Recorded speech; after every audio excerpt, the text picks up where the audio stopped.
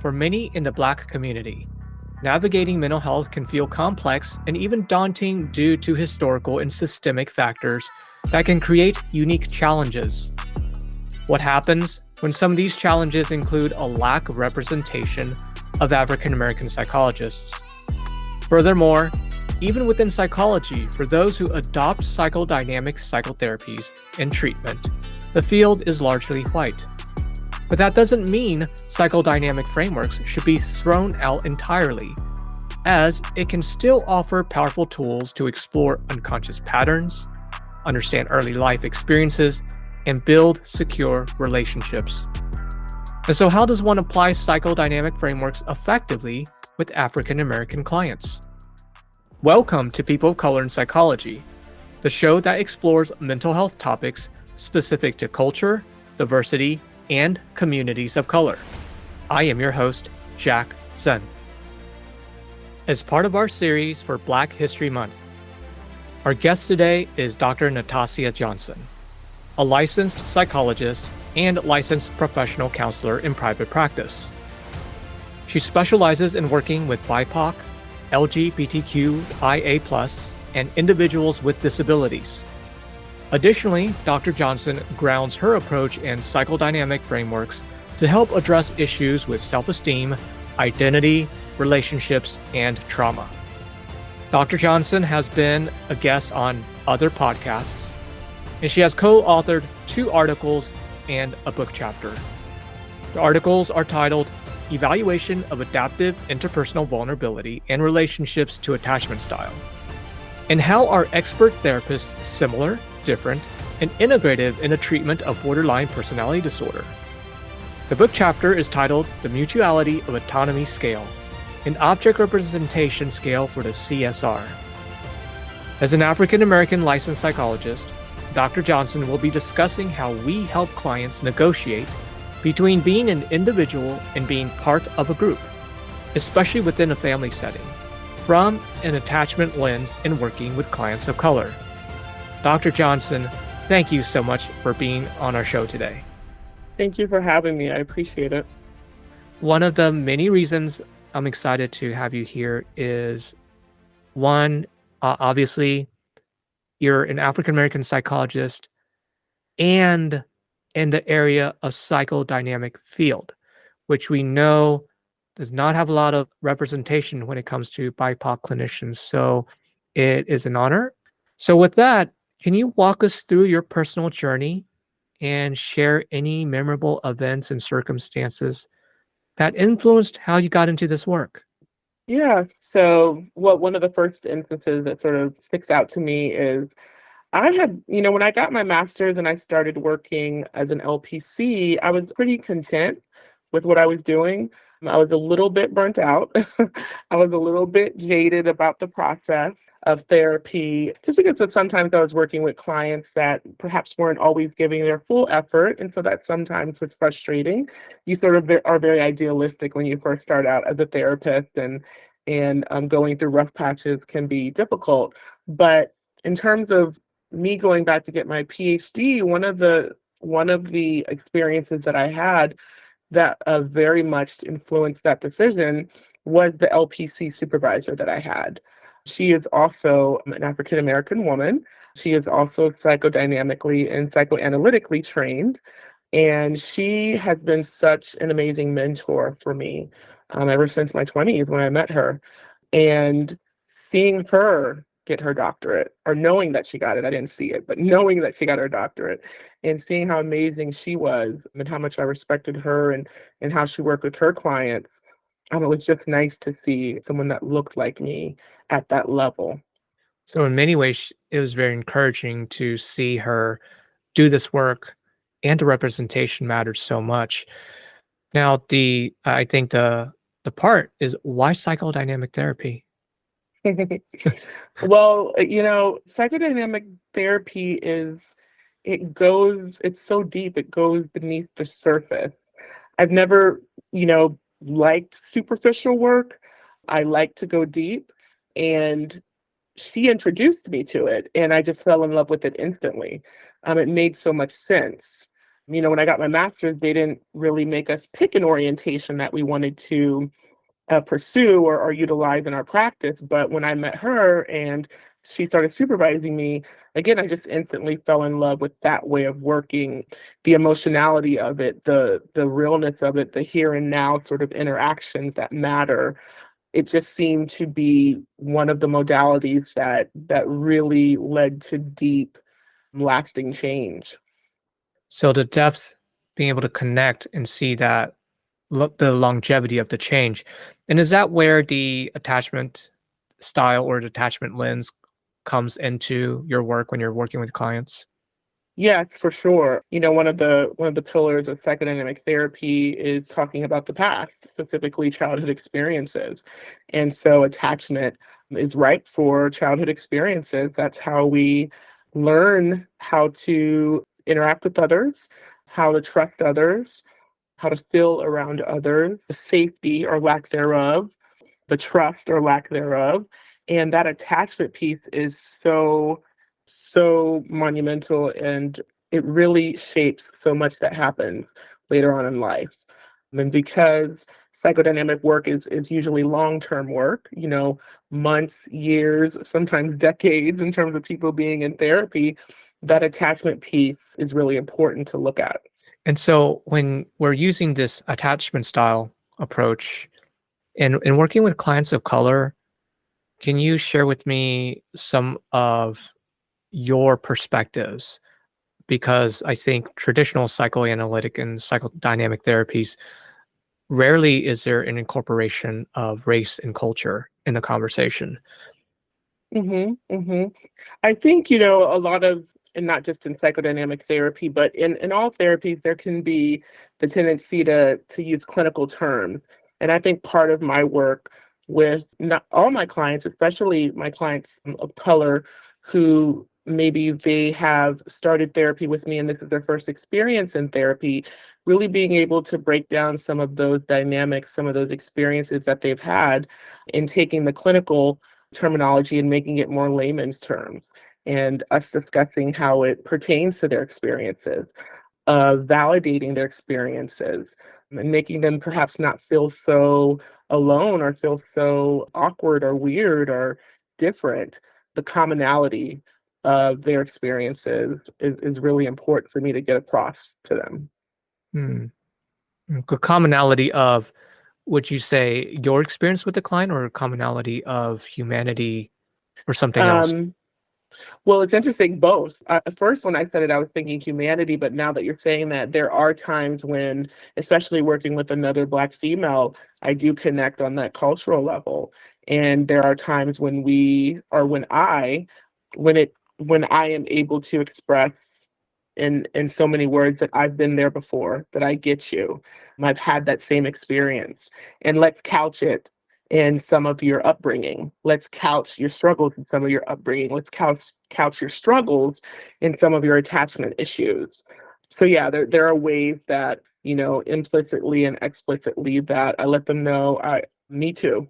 Basically Mm, me too. I've been there. yeah, yeah. So, in thinking about your stance and your style, can you tell us a little bit more about how do we as therapists help clients negotiate between being an individual and also being part of a group, especially also being part of a family? If we were to apply some sort of a attachment approach or attachment lens. Mhm, mhm. Yeah, well, with my my clients of color, historically, we come from a collective society. We're not as individualistic. And so collectivism can sometimes lead to attachments that aren't always so healthy. It can lead to it can almost feel like you're living your life for your family and not yourself. And some of that is because of survival.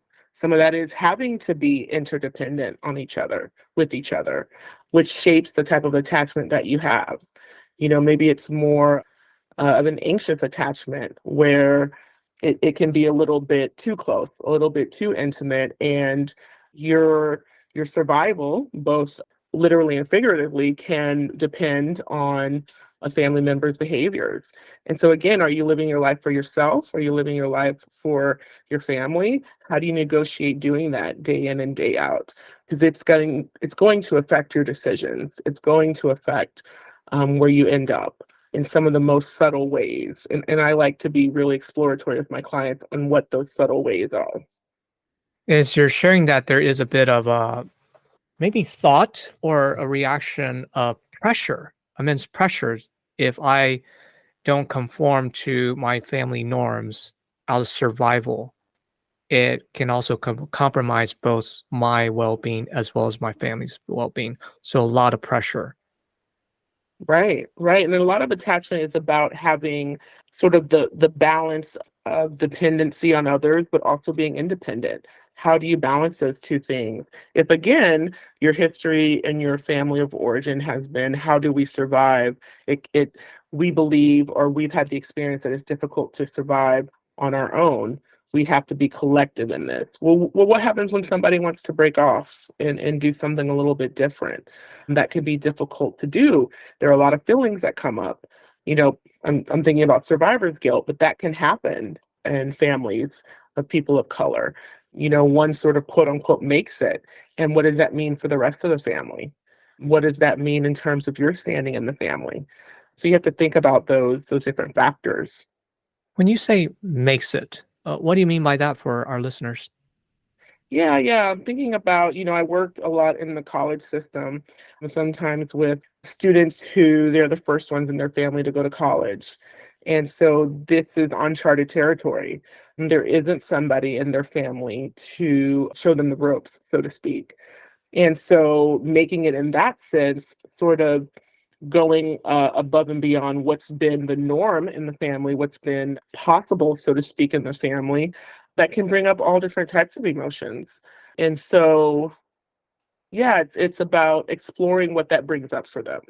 Yeah, because it's inevitably going to bring up some really difficult emotion. Again, that survivor's guilt. I've reached a certain height academically, and what does that mean for me? What does that mean for my family?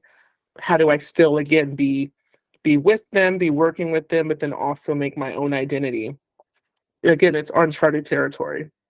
Hmm. Hmm. And there's a guilt aspect to it. There can be for sure. Do I dare separate from my family? Do I dare separate from the normal path? Who am I to do that? Sometimes you have family members that give you that message. Who do you think you are to aspire to this level? Again, it's not always explicitly, but it's in the implicit, the small, minor, and I'd say minor more compared to like explicit ways, but the small micro moments, I like to call them, the little moments that, give you those messages about, hey, do you dare? Do you dare to do something different?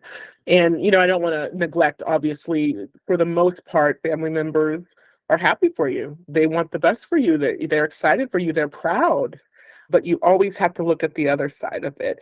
And that's where the psychodynamic piece comes in, because the psychodynamic way of working talks a lot about the unconscious.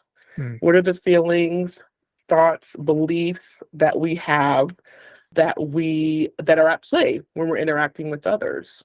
And nobody wants to admit that, hey, this is a little bit difficult for me, that this family member is kind of doing these things and making these strides, and they may not even be aware that it's bringing up something internally for them. And that's something to explore in Hmm. therapy. Yeah, it's like relationship with family, relationship with oneself as well. How do we attach to Hmm. ourselves? Huh. Okay. Yeah. Yeah. So, is there anything else you want to share with our listeners who are working with clients of color? Hmm. Hmm. I think, well, one of the things that I thought of was the psychoeducational piece that's so important. As I was saying earlier, putting things in layman's terms. Sometimes we learn so much, but how do you actually make it digestible to other people, digestible to the person of color that is your client, and really making it relatable? Because these concepts come from a framework, the psychodynamic framework, where research wasn't done with people of color to come up with these concepts.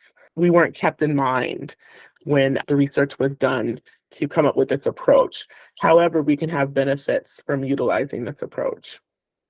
Say a little bit more, because I think it goes both ways, which is a lot of research people of color are not kept in mind. It's hard to recruit, but yet I like that you're also thinking, wait, just because that is the case doesn't mean you throw out the entire intervention or entire treatment Mhm, model. There are still some mhm. benefits. Yes, yes, there are some concepts that apply to, we were talking about earlier, all of humanity. There are some concepts that are generalizable across cultures. And so, what can you take from the psychodynamic framework that can be helpful for the person of color that's sitting in front of you as your client? I often say it's like a buffet. You pick and choose what works for you. You don't have to take it all. You pick and choose what works for the population that you're working with. And so, Dr. Johnson, you've been doing this work for a while. So, thinking about your career as a person of color, what were some challenges that you faced and overcame that you would be willing to share? Well, it's interesting with the word overcame. I consider these challenges always at play. I think they're challenges that I continue to strive to respond better to, but they're never put to bed, so to speak. One of the challenges I'm thinking that I've had, and I'm pretty sure will continue to have, is how do I negotiate speaking up amongst my colleagues and holding back amongst my colleagues. As we've referenced here, clinicians, especially African American psychologists, make up a small percentage of psychologists as a whole in this country. And so you often find yourself in rooms where you are the only Black person or one of two Black people, et cetera, one of three Black people, one of four Black people, but whatever it is, you're usually the minority. And so that comes with picking and choosing how you what do you speak up on and what do you hold your tongue on? Because, implicit bias is a real thing. And luckily in the last few years it's been gaining traction in terms of the attention that it's garnered. But you have to be I've had to be choosy. There's been times when I've sat in meetings and I've said, Natassia, like you want to say this, but you know that you saying this it's going to be digested differently than if your white counterpart would have said it. And so, do you want to run the risk of speaking your mind? Ah, It's as simple as that. And it's really sad, but I'm not alone in it. I mean, I'm sure the people listening of color know exactly what I'm talking about. You have to pick and choose your battles. I was given that advice in grad school when I got my PhD. I was told, your number one goal is to get this degree. That's your number one goal. There's all these microaggressions happening around me. There's all this blatant racism happening around me. Do I get caught up in it? To what extent do I get caught up in it? So it takes my eye off of the prize, which is getting that degree, getting that PhD. I need to think twice because I'm more able to exact change, the type of change that I want to exact with those letters behind my name. Right now in this program, I don't have those letters behind my name. Let me get those letters behind my name, and then I can speak up a bit more. it's very weighty as you're describing Yeah, that scenario to yeah, essentially ask. I mean, some situations you're not even asking, you're imposing this dilemma for graduate students to have to take on to get their PhD. Yeah. yeah. So in your case, just thinking about you, what does it mean to be a Black psychologist? When I'm working with other people of color, specifically Black people, for me, it means I am sometimes their first interaction with somebody in the mental health field. I am their first interaction or their first experience of therapy. And how is this experience going to be? Is it going to be an experience where after our work is done, whether again it's months or years, they're still open to therapy, perhaps with another clinician at another phase in their life? Or is it an experience that didn't feel useful or didn't feel fulfilling or didn't feel as if it kept them and their needs in mind? And so luckily, people of color, specifically Black people, therapy is becoming more of a thing. Amongst my Black colleagues, amongst my Black friends, it's more openly talked about. And so for me, being a Black psychologist, it's about continuing to contribute to that trend, that rise upward in all people of color, and again, especially my people, continuing to see the benefits of therapy, continuing to see the benefits of opening up, being vulnerable. Because again, historically, being vulnerable as a person of color is not always the wisest decision. And so when you have a space where you can do that 1 hour a week, 2 hours a week, depending on how often you go to therapy, that means so much. And for me to be the person that provides that to someone, that's the best. It's an honor to provide that space for people that may not have it in other areas of their life, the ability or the don't feel the comfort of being open and vulnerable with some of their most cherished experiences. Wow. Well, Dr. Johnson, thanks for sharing that. And now you're in full-time private practice right now. I You am, yeah. Yeah, why don't you tell us a little bit more about your private practice work? And my understanding is you are running a group as well? Yeah, so my private practice, I opened it is actually September 1st of last year, September 1st of 2023, and it's really exciting. I'm seeing individuals, but I am running a group, as you mentioned, a shame resilience group. It's based on the curriculum or the ideas, concepts of Brene Brown. She's a Houstonian, right up the street at U of H. She teaches my alma mater. And I just love her concepts.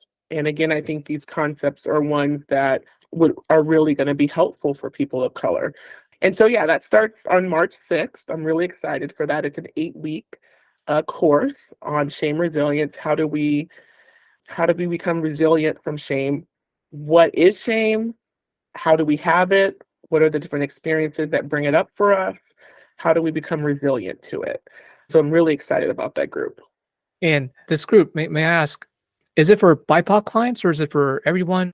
It's for everyone. So as long as you are an adult. So it's an 18 and up group. I hope to have people in the BIPOC community come. That'd be great. But yes, it's open to everybody. Okay. What else would you like to share about your practice? So again, I'm seeing individuals, as you were saying at the outset, members of the BIPOC community, LGBTQIA+, the disabled community, issues of anxiety, depression, self-esteem, identity, stress management, relationship struggles, trauma, grief and loss. Any of those elements that people come in with, I'm excited to work with them on. And so individual therapy is the modality that I most enjoy working in. I love group as well, but individual is definitely brings me the most pleasure. So, Dr. Johnson, as you are recruiting for the group, you are also seeing individual clients. How can people reach you? Yeah, so I have a few mediums that people can see me on. My website is dnjpsychology.com. So that's D as in dog, N as in Nancy, J as in John, psychology.com. And I'm also on Instagram at DNJ Psychology, and then on Facebook, DNJ Psychology. So I would love people to visit me on that platform, see a little bit more about what I do, how I like to work, some of my philosophy about human nature in general, about counseling. I would love for people to sort of get to know me and reach out to me for a consult if they're wanting to do therapy. One of the things that's so great, and you're aware of this, we have something called PsyPact, which allows psychologists to work across state lines. And so I'm able to provide teletherapy in 40 different states. I've listed the states on my website, and that just lets us have a better reach. Lets potential clients have more choices in terms of who they want to choose as a therapist. So I think it's really amazing.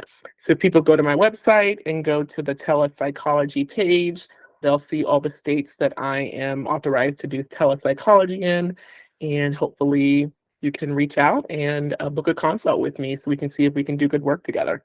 All right. Well, I will definitely include that in the show notes. Okay. Thank you. All right, Dr. Johnson. Any final thoughts? And how can we support you?